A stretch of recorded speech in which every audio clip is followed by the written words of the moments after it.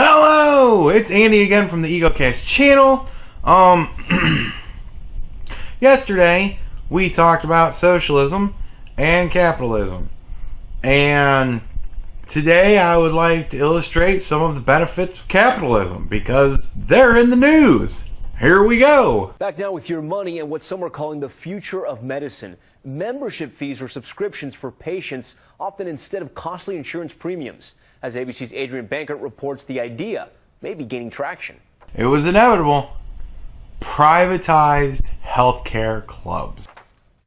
Shelley Infinger's family of 5 was paying $900 per month for traditional insurance through an employer. Now, I don't know. I mean, every time I've ever had health insurance, it's because my employer has given me health insurance and they take the money out of the check, and I never really see how much it is, but I know it's not $900 a month. Like, that sounds ridiculous to me. Usually it's like $30 a week or something like that, like what I've paid. So, I don't know what a family plan is. Is that what a family plan is? Jesus Christ, how do people have families in this country with health insurance costs? Our health insurance is almost as much as our house payment, really. Now she's made a big switch, paying just $250 per month for health coverage. Plus, she says her doctors are only a text away, available 24/7. That sounds pretty good. We pay a membership, just like you do a gym membership. It's called direct primary care. Families pay that monthly fee instead of high premiums and deductibles for the same services. There's no insurance involved at all. See, and that right there, pure capitalism. If the insurance companies aren't providing the service that people want, then some ingenious person out there comes up with a different idea, makes it a private organization of theirs, and people go to it. If they're providing a service that people want, people will pay for it. That's how pure capitalism works. That's how innovation happens. That's how things get better. Competition. Oh, the insurance companies are fucking up? Well, I bet you I could step in and do better. And somebody does and makes a fucking $1 billion off of it.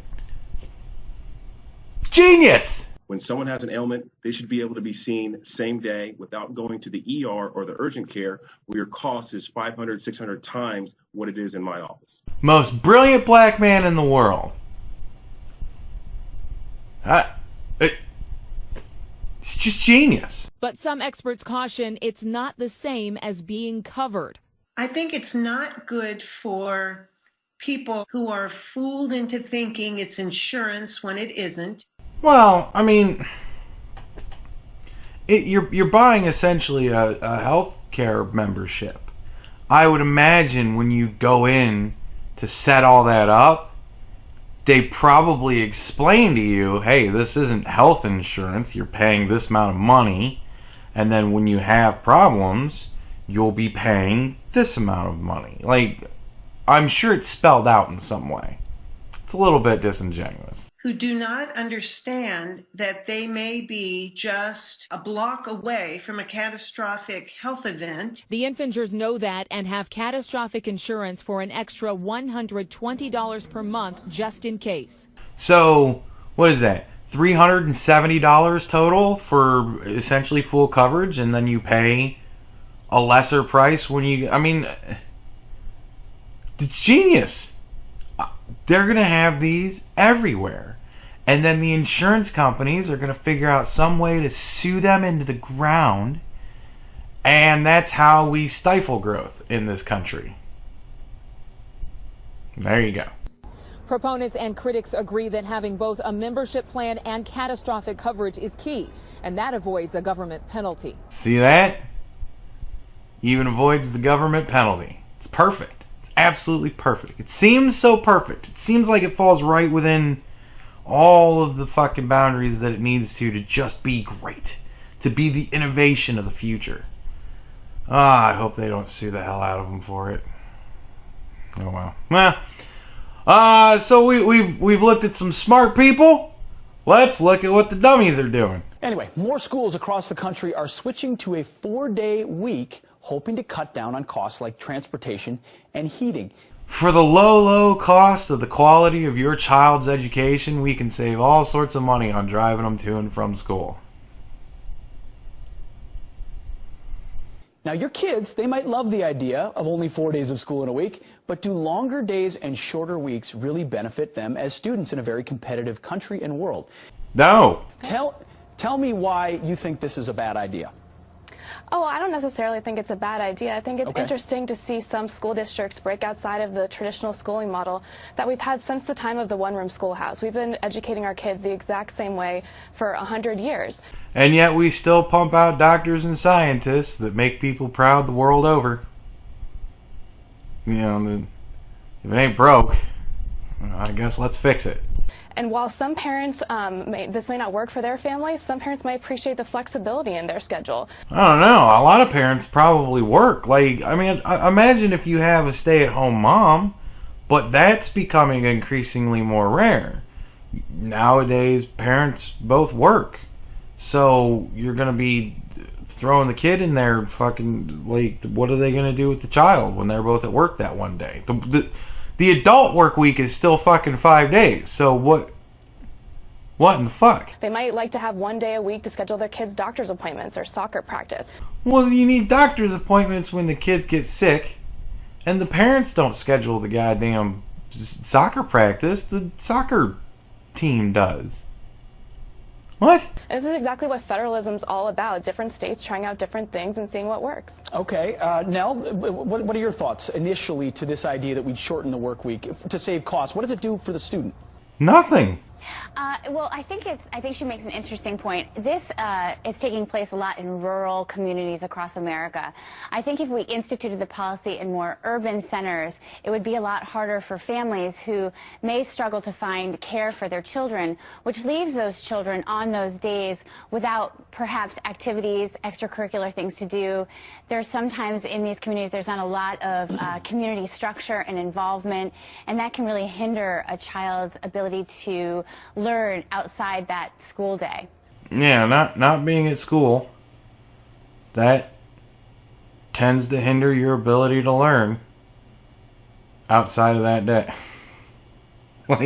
Okay, but I think a lot of parents and others back home are thinking, okay, we spend so much money on education in this country. Our achievement is falling behind the rest of the world. Places like, China and elsewhere, their kids are in school more days a week for more hours with more rigorous education. What does this do to helping America remain competitive in a global workplace? Nothing. I think that's a great question. They haven't seen that it's actually dropped the numbers of children doing well in school. Like, the academic standards have stayed the same. But again, these studies are relatively new, so long term, we're not really quite sure what the outcome's going to be. Okay, Mary, I want to go to you. So it just strikes me as slightly counterintuitive that less time in the classroom is going to produce better results for kids. I know it's not a one-for-one always, but couldn't you see the takeaway that, wow, just like France going to a 4-day work week, we're going to send our kids to school only 4 days? How does that make us more competitive? It doesn't. Well, I think that with any sweeping change to the public education system, we need to take it slowly, and we need to make sure that this is working, that families have an option when they're looking at this. So I think we should always couple sweeping reforms with expansive school choice options so that when parents and families move to a school district, they can look at a school that operates 4 days a week, and they can look at a school that operates 5 days a week, and then they can make a decision based on what's best for their family, and then those two schools are competing for that child. So if we put some innovation, choice, and competition into our school system, I think we'll have some really great results. Capitalism. And there you go. That's going to be the future of school too. Like, you're going to wind up with a lot of private schools starting where they're going to say, look, we're not going to teach the social justice horseshit. We're going to teach mathematics and science and that sort of thing. But guess what? You're going to have to pay a premium for that. So that's the way capitalism works. When an industry becomes so bloated that it just needs to die, that's when really smart, innovative people come in and say, well, look, I figured out a way to do what you want, what those people used to do. I can do that and better now, and all you're going to have to do is pay me this amount of money. And if you can figure out a way to give people what they want at a lower cost, like what that doctor's doing, that dude's never going to run out of patients. Because everybody's going to want to be a part of the health club. You know what I mean? Like, especially if Hillary Clinton would have won and we'd all be in a one, you know, the fucking government. Oh, God. Then those things would be everywhere. And it would just replace hospital. Like, that's how capitalism works. Under a socialist regime, that shit wouldn't happen. There would be no need for that doctor to say, I'm going to start my own private little, you know, practice where it's a club. There wouldn't be any need for that. It was schools. There wouldn't be any need for the competition of, well, this, you know, if the government just said 4 days fucking school weeks, then people are just fucked. Like, they have no other choice. Choice is good. Choice is always good. There you go.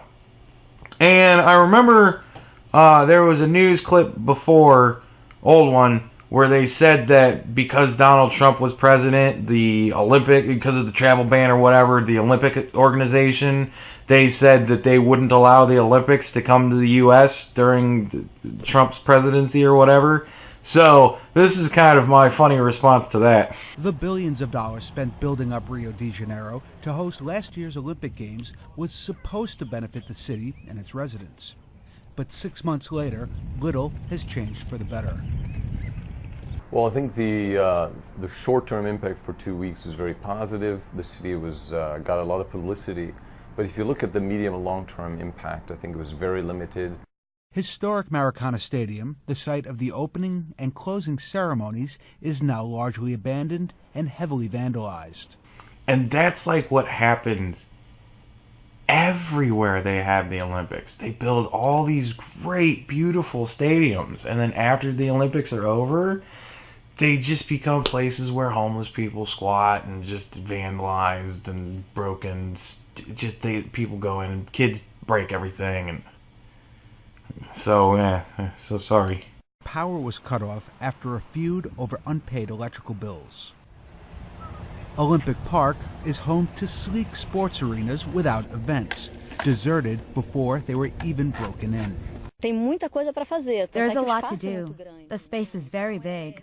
There are not enough public bathrooms, no place to drink or eat in the area. It gets complicated. People that come here to spend some time bring backpacks with food and beverages to stay here. Otherwise, it doesn't work. It's like going to an amusement park when there's like nobody there. And I can't believe that there's not like, how are there not enough bathrooms? Did they build all those buildings and not put enough bathrooms in them and then just bring in fucking porta-castles and put them all over the place? Jesus Christ. Just up the road, the village constructed for athletes is fenced off and mostly empty. The developer says only 260 of the 3,600 apartments have sold. God damn. Can you imagine living there? Like, in a half fucking abandoned building? That would be so weird. I mean, I guess that would be kind of... No, that would just be really weird. Really weird. Like, that would be creepy. I think that'd be fucking creepy if I walked into my building and, like, every time I never saw another human being. That would be creepy as fuck. With Brazil stuck in its deepest recession in decades, many of these venues may be abandoned. Rio organizers still owe creditors about $40 million. Holy shit, they still owe money on a rundown abandoned shit show. $40 million in a country that's already in a major recession. Yeah, so sorry that we won't be getting the Olympics. Alright, now there's been a lot of complaint about Russia. Nobody trusts the Russians. Everybody hates the Russians. The Russians are all bad because they're all trying to, whatever it is that Russia's trying to do now. Who even fucking knows anymore? It just seems like it's just because it's Russia. It's Russia and they have hackers, so they're bad. But I don't believe that a people can be entirely all bad. They've got to do something for fun, right? So let's check out what the Russians are doing for fun these days.